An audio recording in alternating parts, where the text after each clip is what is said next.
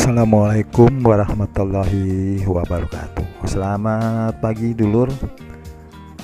Salam sehat selalu, salam sukses selalu. Semoga kita selalu dalam lindungan Allah, dalam keberkahan dan dapat hidayah dari Allah, serta dimudahkan selalu dalam urusannya. Amin amin ya rabbal alamin. Dulur, pagi ini setelah Sanori, saya langsung menghadiri pengajian alumni SMA 28 tempat saya sekolah dulu. Jadi saya akan mengikuti pengajian di sana dan membahas atau mengulas atau mempelajari dan mengetahui, menyimak mengenai waris Islam. Oke dulur, simak videonya terus ya sampai habis.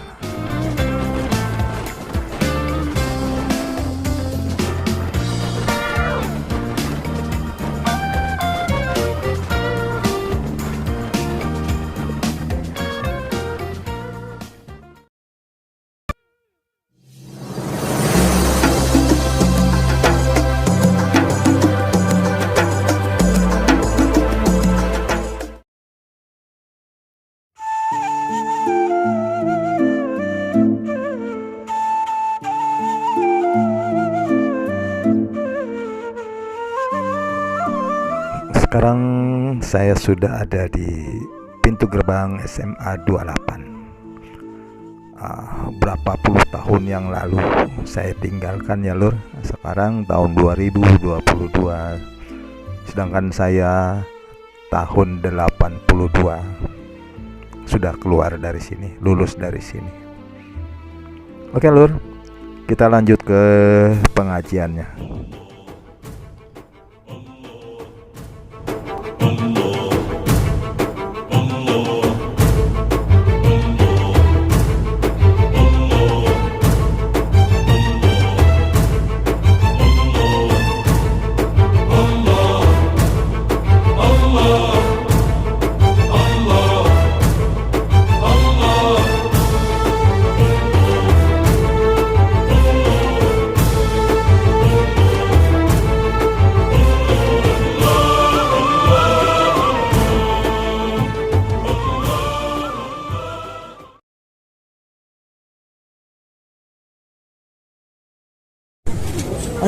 Ayo. Waduh.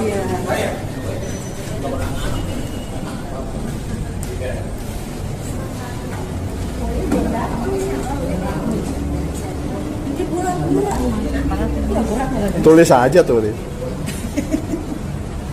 Kamar mandi di mana ya, Pak? Di dalam kamar.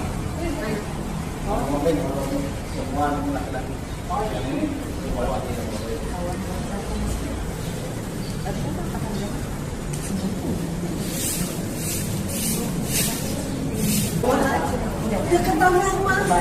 Erni. Maaf ya nih, gak apa-apa. Tetangga.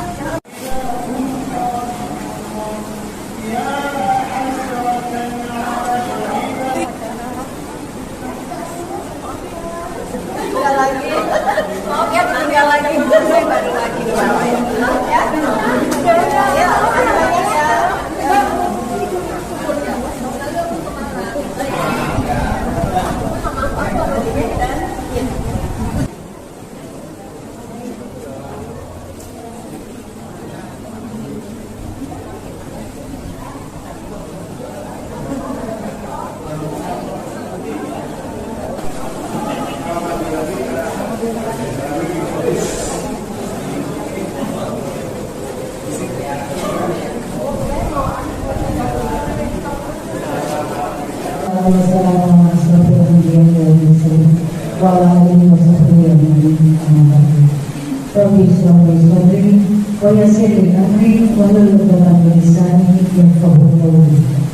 Yang saya hormati Bapak Ustazah Dr. Assalamualaikum saudara sekalian. Yang saya hormati Bapak Mujiana selaku Ketua Pengajian dan Ikatan SMA. Yang saya hormati dan saya banggakan kepada sekalian jemaah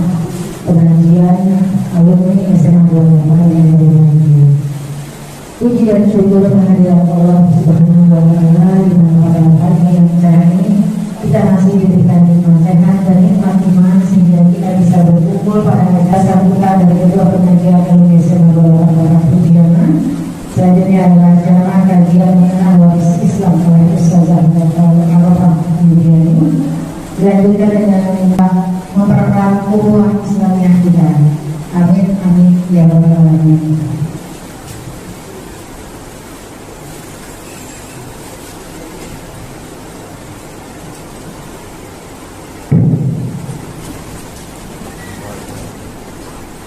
Assalamualaikum warahmatullahi wabarakatuh.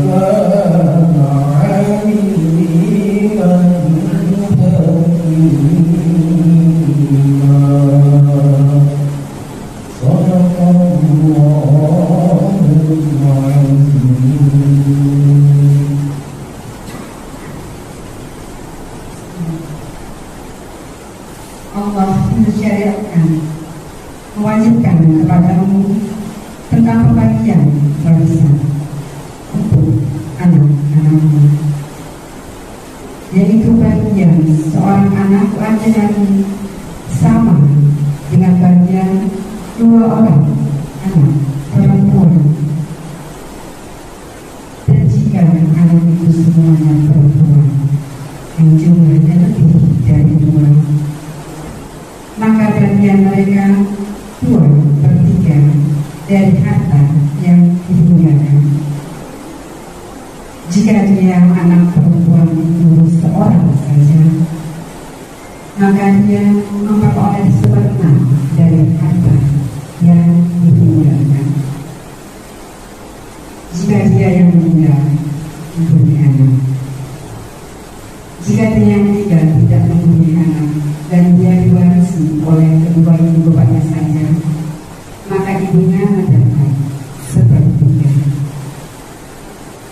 Jika dia yang meninggal mempunyai beberapa saudara, maka ibunya mendapat 1/6.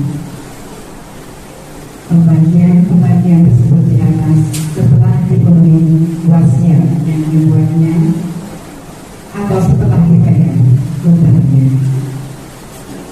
Tentang orang tuamu dan anak-anakmu, kamu tidak mengetahui siapa di antara mereka yang lebih banyak manfaat bagimu.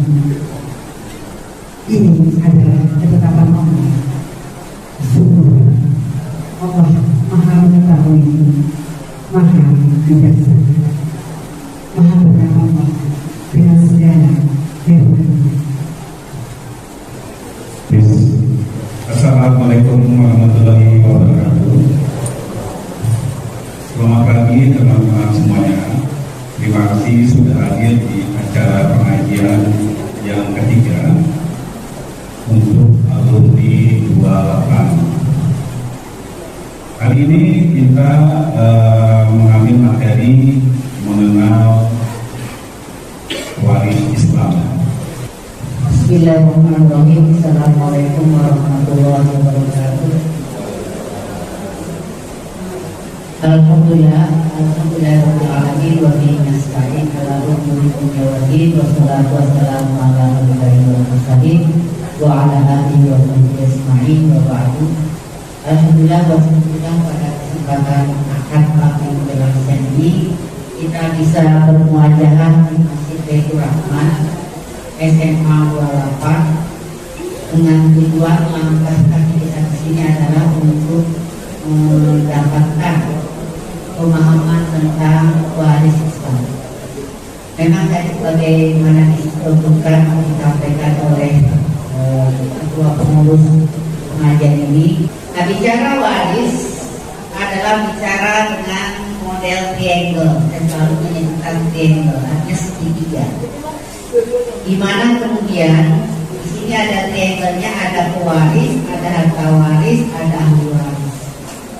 Ini tolong perhatikan ini aja. Kemudian ada yang disebut dengan kematian hukmi atau kematian yang berdasarkan penetapan hukum. Apa maksudnya kematian hukmi? Jadi kalau seseorang misalkan tugas ke suatu tempat, habis selesai tugasnya nggak ada berita, kabar beritanya nggak dapat, ditunggu dan ditunggu nggak dapat juga. Akhirnya kemudian keluarga mengajukan permohonan ke pengadilan agama untuk menyatakan wafatnya yang bersangkutan. Nah, itu namanya kematian hukmi, kematian berdasarkan penetapan hukum. Prosesnya panjang karena ada pemanggilan melalui media massa setidaknya 3 kali untuk meyakinkan bahwa yang bersangkutan itu hilang. Kemudian satu lagi adalah kematian takdiri, artinya kematian berdasarkan asumsi hukum. Contoh kasus misalkan pesawat MH370 sampai sekarang kemarin ada ketemu katanya puing-puingnya saja, tetapi jasadnya nggak nampak. Maka pihak yang punya otoritas dalam hal ini memberi pengumuman bahwa manifest yang ada di situ wafat semua. Jadi agama menentukan hukum yang akan berlaku baginya. Bagaimana menentukan agama? Pertama adalah dari kartu identitas. Apa kartu identitasnya? KTP. Ada atas agama ya. Selain itu apa? SIM gak ada, paspor gak ada, akte kelahiran gak ada, KK, ya, di KK ada itu. Kemudian akte kematian juga menyatakan identitas, agama, keluarga. Kemudian selain kartu identitas ada juga dinyatakan di dalam pasal 172 Komunitas Hukum Islam adalah amalan. Jadi kalau dia melakukan amalan secara Islam maka dinyatakan agama. Ada yang wafat karena kecelakaan, dicari KTP-nya nggak ada. Kemudian ada orang yang datang dia tuh, ini orang yang tadi sholat sama saya nih, maka kita nyatakan agamanya Islam. Atau kasus Yanazin, ya artis ya, juga nggak kenal tuh, dia juga nggak kenal, saya nggak kenal dia.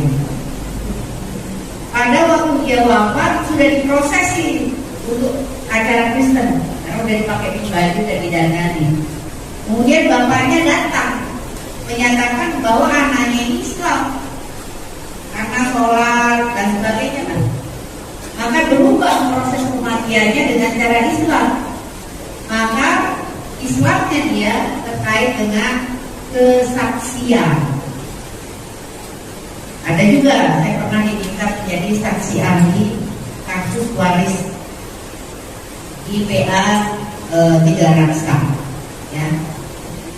Jadi nikah pertama perempuannya Islam, laki-lakinya Protestan. Kemudian yang laki-laki masuk Islam, menikah secara Islam, di KUA, keluar buku nikah. 1 hari kemudian yang laki-laki kembali Protestan, yang perempuan itu Protestan. 1 sampai KTP-nya pun berganti nama agamanya Protestan. Tetapi dalam keseharian dia sholat sebagaimana layaknya orang Islam. Qadarullah wafat dia, maka waktu wafat diproses secara Islam. Nah, di situ saya diminta keahliannya untuk menentukan agama almarhumah ini apa. Saya katakan agamanya Islam.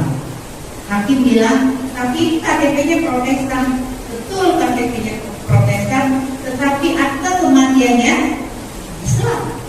Maka kita katakan dia agama Islam. Jadi agama pewaris menentukan hukum yang akan berlaku baginya.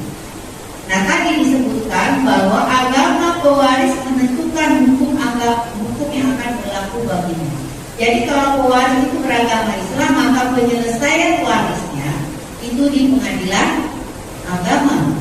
Jadi kalau ada ahli waris yang tidak beragama Islam, maka dia terhalang untuk menjadi ahli waris. Ya, jadi agama ini penting. Kemudian ada harta waris dan ahli waris. Harta ini dibagi dalam 3 kategori, yaitu harta bawaan. Jadi kalau dalam sebuah perkawinan itu orang sebelum nikah dia bawa harta, maka kita sebut sebagai harta dapatan, harta bawaan. Kemudian ada lagi harta dapatan, harta yang didapat pada saat dan selama perkawinan berlangsung, dan juga karena kematian. Kemudian ada harta bersama, yaitu harta yang dihasilkan sejak tanggal perkawinan berlangsung, tidak dipersoalkan atas nama siapa dan siapa yang mencari. Ini seringkali menjadi ahli kasus Vanessa dan Bibi UPA Jakarta Barat. Sebenarnya kasusnya gampang karena hanya terkait dengan perwalian. Ya, jadi antara Dodi dengan Faisal bersitegang terkait dengan perwalian anaknya Vanessa. Ujung-ujungnya sebenarnya bukan perwalian, tetapi waris. Karena anak ini masih di bawah umur, maka harus ada walinya. Maka awalnya walinya adalah Dodi dan Faisal. Tapi karena waktu mau mengajukan permohonan penetapan wali perwalian itu, pihak Dodi tidak menandatangan. Maka kemudian muncul menjadi gugatan itu berubah. Karena tadi kita bicara mengenainya adalah bicara dengan perintilannya banyak sekali.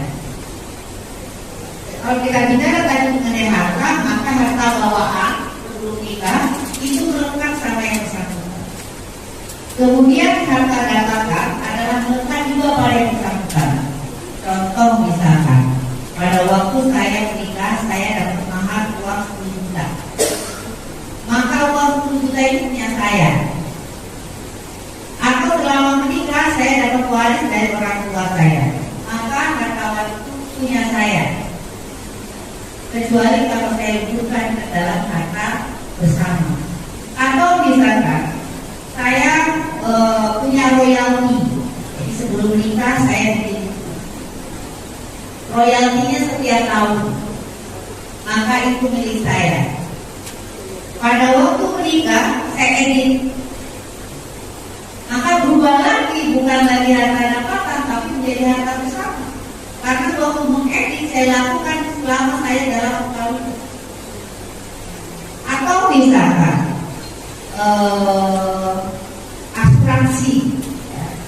asuransi kematian, anaknya 10, maka yang tertulis hanya nama anak pertamanya. Maka anak pertama itu hanya sebagai administrasi untuk mendapatkan hak asuransi, tetapi pada hakikatnya dia menjadi harta waris untuk dibagikan kepada para ahli waris. Nah, ahli waris ini siapa? Orang yang punya hubungan darah dan asal. Darah, maka kemudian dikaitkan dengan penasaban. Jadi misalkan kalau seseorang itu hamil lebih dahulu, kemudian dia menikah, anak ini tidak bernasab kepada bapak biologisnya. Jadi kalau bapak biologisnya wafat, dia tidak dapat waris. Jadi hubungan nasab ini penting. Kemudian hubungan perkawinan ini yang tadi saya katakan, sah menurut agama dan resmi, kata sah tapi tidak resmi. Ini persoalan ini. Jadi kalau seseorang nikahnya sah tapi tidak resmi, maka pada waktu salah satu meninggal dunia, prosesnya panjang. Dia harus melakukan isbat nikah dulu. Melakukan isbat nikah harus melalui pengadilan, mengajukan permohonan isbat nikah. Arsip atau bukti yang harus dia lampirkan adalah keterangan tidak menikah dari KUA. Itu baru isbat nikahnya. Karena ini terkait dengan waris, maka ajukan lagi satu lagi permohonan penetapan ahli waris. Duitnya banyak dia keluar. Next. Nah, kalau disebutkan kayak ahli waris, tuh. Tetapi seorang berkedudukan sebagai ahli waris belum tentu berhak. Belum tentu berhak. Apa kriterianya? Kalau dia beda agama maka tidak waris. La yarisul muslim alal kafir wal kafir alal muslim. Tidak mewaris orang muslim terhadap orang kafir dan demikian juga sebaliknya. Tidak. Kemudian membunuh pewaris. Kenapa? Karena seringkali di benak orang itu kapan dapat waris, maka saja dibunuh. Kunci dari kewarisan itu muncul kalau ada kematian. Jadi kalau belum mati, belum muncul waris. Sementara di kita kan udah bagi waris karena mati. Wasiat bukan. Sebab bedanya ini, kalau waris itu tanpa ada kemauan yang pemilik harta, meninggalnya dia otomatis beralih. Kalau hibah, kasih langsung beralih. Istilahnya cash and carry. Wasiat ngasih tapi beralihnya A. Itu wasiat.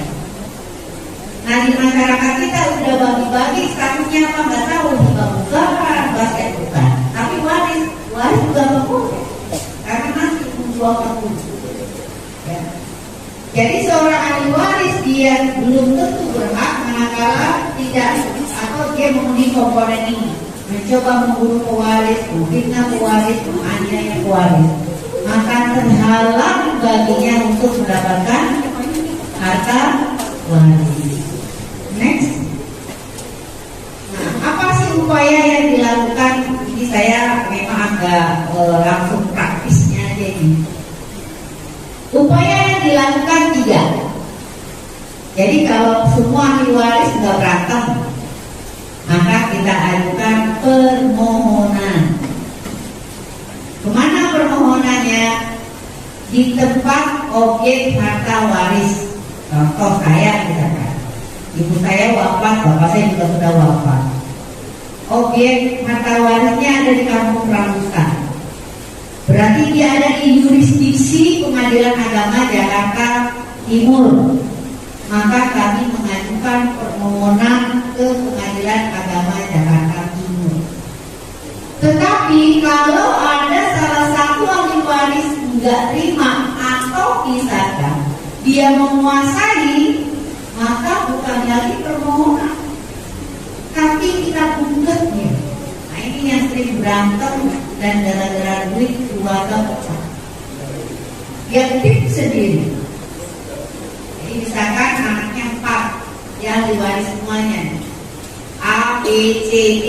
Yang A menguasai harta waris atau objek waris, maka yang 3 ini juga jadi penggugat, yang 1 menjadi tergugat. Kalau dari 3 ini yang objek penggugat ternyata 1 nggak mau tanda tangan, maka bisa kita ajukan menjadi turut tergugat. Karena kalau udah misalkan 4 anaknya, yang 1 menguasai tapi yang tanda tangan 2 doang, maka akan ditolak. Jadi begitu orang wafat, maka step pertama adalah surat keterangan kematian dari RT, RW, lurah, kecamatan, maka keluar akte kematian dari Dukcapil. Setelah itu step yang kedua, membuat surat pernyataan ahli waris. Surat pernyataan ahli waris. Siapa yang ahli waris? Ya semua ahli warisnya. Siapa itu? Kalau ada ahli waris, ada bapaknya, ada ibunya dan sebagainya. Saya belum menjelaskan ini siapa saja menjadi ahli waris. Maka kemudian berkasnya dibawa KK, KTP untuk mengajukan surat pernyataan ahli waris mulai dari RT, RW, lurah, camat. Berhenti di situ? Belum. Ajukan juga permohonan ke pengadilan agama. Maka keluar namanya penetapan ahli waris. Nah, untuk akte kematian itu ada batasnya. Nggak boleh lebih dari 6 bulan. Kalau lebih dari 6 bulan, tapi di bawah 1 tahun, harus ada persetujuan kepala kantong wilayah Dukcapil setempat. Kalau keputusannya di atas 1 tahun, harus melalui persetujuan Menteri Dalam Negeri. Banyak. Sama dengan SPAW, surat pernyataan ahli waris, itu pun limited, hanya untuk 3 bulan. Jadi misalkan tadi nih 4 ahli warisnya mengajukan SPAW-nya keluar tanggal 2 Februari misalkan. Kodarullah anak pertama yang tercantum di dalam surat pernyataan ahli waris itu apa? Mesti bikin lagi dari awal. Yang A ini punya anak A1, A2, A3, maka A1, A2, A3 masuk ke dalam surat pernyataan ahli waris. Makanya kalau ada orang meninggal, jangan kelamaan bagi warisnya. Di masyarakat kita sungkan-sungkan. Aduh, Mbak enak, bulannya masih basah kok ngomongin waris. Ya gak kering-kering kalau udah terus gimana? Selesai. Sementara saya pernah di Mesir itu, kalau masih ada jenazahnya ya diselesaikan di situ. Karena nuansanya berbeda. Dan yang wafat ini kan dia akan ditanyakan dari mana dan untuk apa harta yang dia dapat. Nah, sementara di kita ini sungkan-sungkan, gak enak kalau ngomong waris kayaknya kita malu amat kan. Gak enak gini. Harus segera diselesaikan.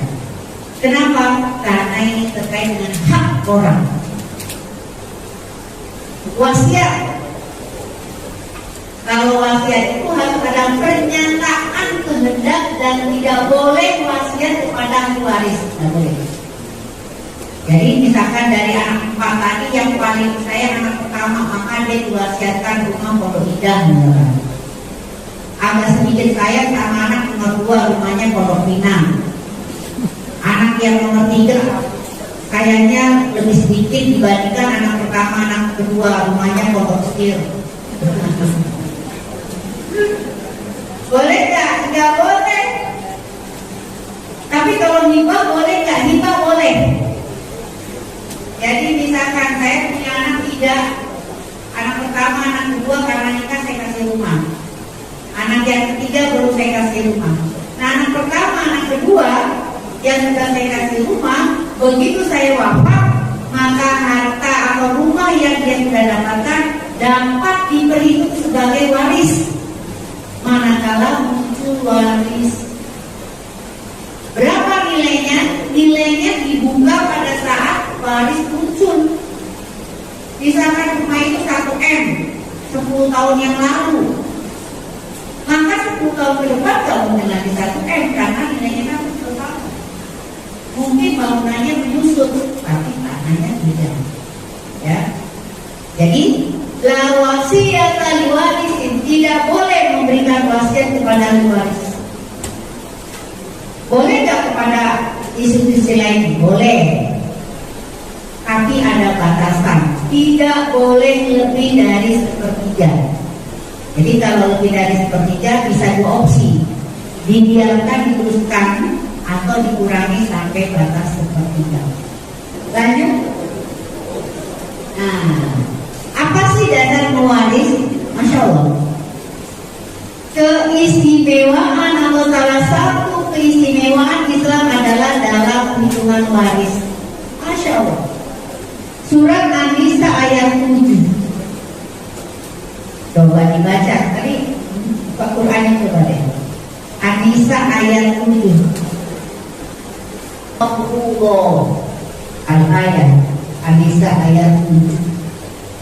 Surat An-Nisa ayat 7 ini adalah saya katakan sebagai ayat yang sangat revolusioner saat itu. Kenapa? Karena memberikan bagian waris untuk anak laki-laki atau perempuan.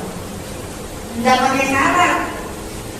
Sehingga keluarlah ayat ini, lirijali nasibu bima tarkal walidani wal aqrabun, walidnisai nasibu bima tarkal walidani wal aqrabun, bima qalla minhu aw kathur. Baik sedikit atau banyak menurut bagian yang telah ditetapkan. Karena belum ada kelanjutan, belum. Kemudian dilanjutkan dengan surat An-Nisa ayat 11. Maka disebut nasibam mafruḍo, bagian yang telah Allah tetapkan. Sehingga disebutkan peruntukan waris ini Allah punya kewenangan khusus. Tidak boleh kita yang menentukan, tidak boleh. Spesial nih, spesial kontrol. Ya. Sehingga disebutkan nasibam mafruḍo. Kenapa? Fardu hukumnya untuk menjalankan ketentuan waris Islam. Apa bedanya fardu dengan wajib? Imam Hanafi menempatkan fardu di atas wajib karena terkait dengan hak Allah. Kenapa hak Allah? Karena harta pada hakikatnya milik Allah. Kita cuma pakai nih. Jadi pada hakikatnya mutlak milik Allah, maka begitu yang tidak diamanahkan wafat, maka Allah punya kewenangan untuk ngatur di mana. Makanya disebut fardu. Makanya ilmu namanya yusikullah. Kecuali kalau para ahli waris sepakat untuk bagi rata, lain cerita. Allah itu Izakari Izkuhal Bil'untayai, bagian laki-laki sama dengan bagian anak perempuan. Artinya perolehan besarnya perolehan laki-laki tergantung berapa besarnya perolehan perempuan. Jadi rentetan atau rahasia Allah itu. Sementara ada orang yang tidak suka dengan perolehan laki-laki yang lebih besar dari perempuan. Bias gender, nilai kesetaraan, bukan di situ letaknya. Karena pada hakikatnya yang laki-laki dapat banyak terkait dengan nafkah. Laki-laki wajib menafkahi, perempuan berhak dinafkahi. Pasti beda. Laki-laki memberi mahar, perempuan dapat. Di situ nggak equal. Ya. Jadi kalimat ini harus kita pahami secara detail, sehingga kita tidak lagi mikir terhadap globalitas laki-laki lebih besar biasanya nggak zamannya laki dong. Inilah yang kemudian Allah katakan lidzakari mislu hadzil unthayain, bagian laki-laki sama dengan bagian anak perempuan. 2 banding 1 kan? Ya berapa perolehannya? 2 banding itu mah gampang deh nanti. Ya. Kasih Bapak Ibu jago semua kalau itu. Kemudian di dalam surat An-Nisa ayat 11 ini Allah mencantumkan perolehan orang tua dalam satu ayat yang sama. Sehingga dikatakan abaukum wa abnaukum la tadruna ayyuhum aqrabu lakum naf'an. Orang tuamu dan anak-anakmu kamu pasti tidak akan pernah tahu mana di antara mereka yang lebih dekat manfaatnya. Tapi apa yang banyak terjadi? Si suami saya misalkan protes, loh kok bapaknya dapat, ibu tidak. Kalau saya yang cari uang kok istri saya hanya sebagai ibu rumah tangga, masa enak aja dong. Saya mengungkapkan diri karena pengalaman sebagai konsultan. Terus saya balikin, Pak, bapak dapat istri itu dari mana Pak? Apa dari batu uang free? Kan si suami ini kan user doang kan? Dia tidak pakai. Yang dinding, yang apa ya ibu bapaknya lah. Jadi ini tidak berlaku. Bapak seperenang, ibu seperenang. Menurut ketentuan An-Nisa ayat 11 ini. Sehingga kalimatnya innallaha kana aliman hakima. Allah Maha mengetahui lagi Maha bijaksana. Jadi tadi membagi laki-laki lebih banyak dari perempuan itu kan kebijaksanaan Allah, bukan keadilan. Beda antara adil dengan bijak. Beda.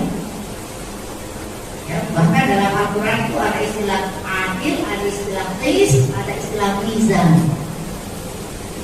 Kemudian ayat 11 ini spesial, hanya untuk perolehan anak dan orang tua doang.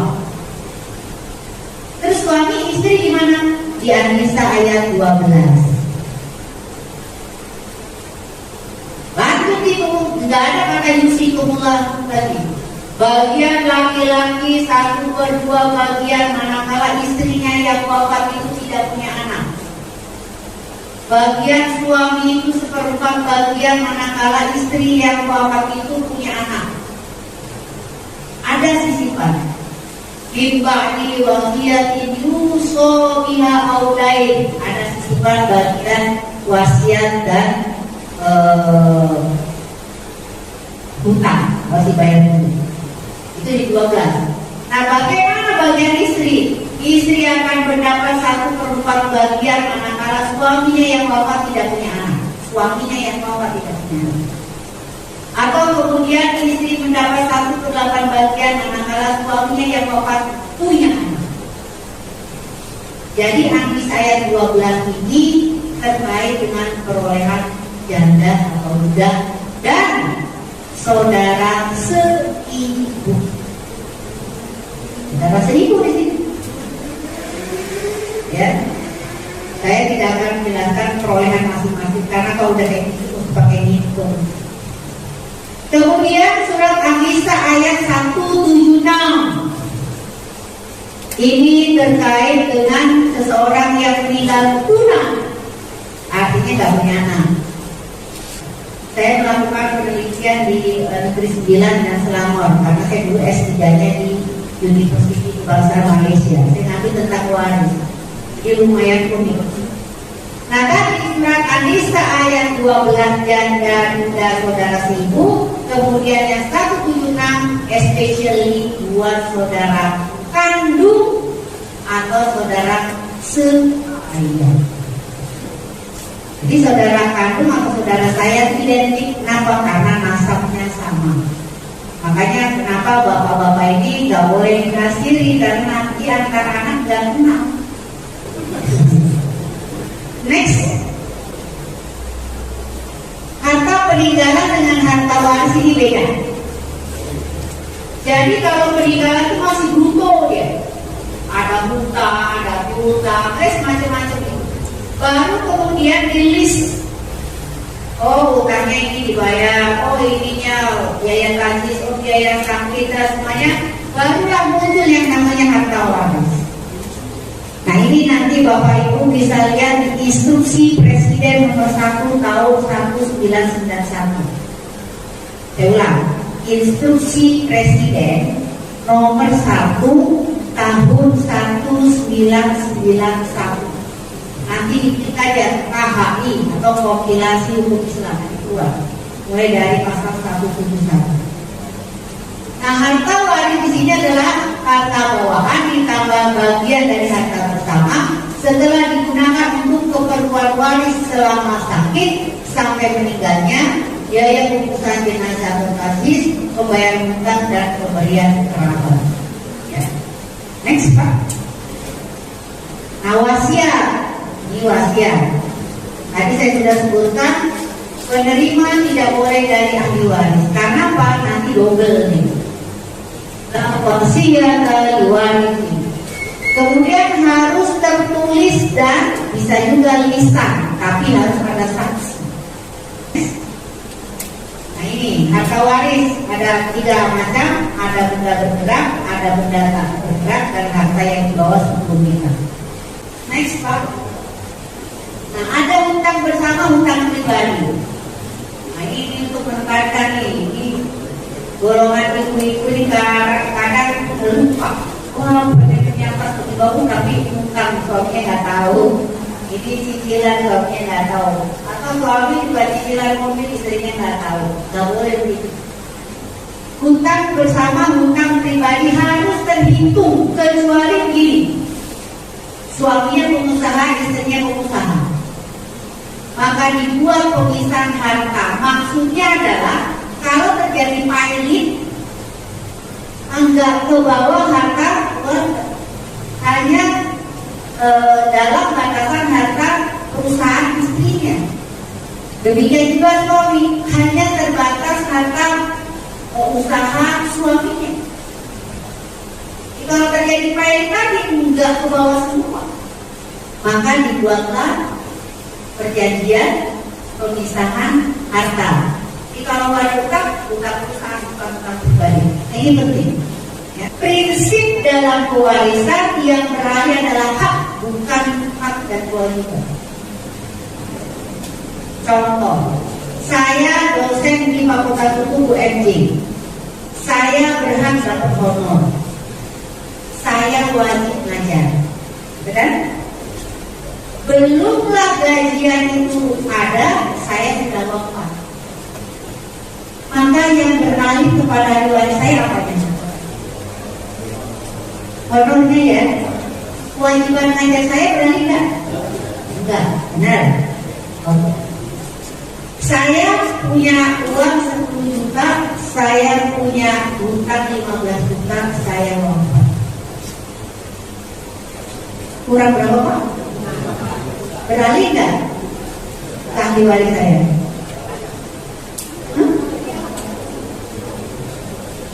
Prinsip dalam pewarisan, kewajiban tidak beralih. Hutang adalah kewajiban. Tadi kan uangnya 10 juta, hutangnya 15 juta. Ya dibayar sedengan uang yang ada, kurang 5 juta kan? Maka ahli waris tidak punya kewajiban membayar hutang. Ahli waris. Tapi karena ahli warisnya adalah anak saya, maka dia punya kewajiban membayar hutang dalam kapasitas sebagai anak. Demikian untuk sementara yang bisa saya sampaikan. Saya akan lebih banyak memberikan kesempatan Bapak Ibu untuk bertanya. Kalaupun nanti ada persoalan yang sifatnya private, bisa konsultasi langsung. Tadi ada nomor teleponnya atau kemudian ke kampus. Demikian untuk sementara. Assalamualaikum warahmatullahi wabarakatuh. Yang sudah bisa disertifikasi hartanya itu pula boleh saya untuk pribadi. Saya kembali dari orang tak jadi dia dibantu dalam istilah di itu seorang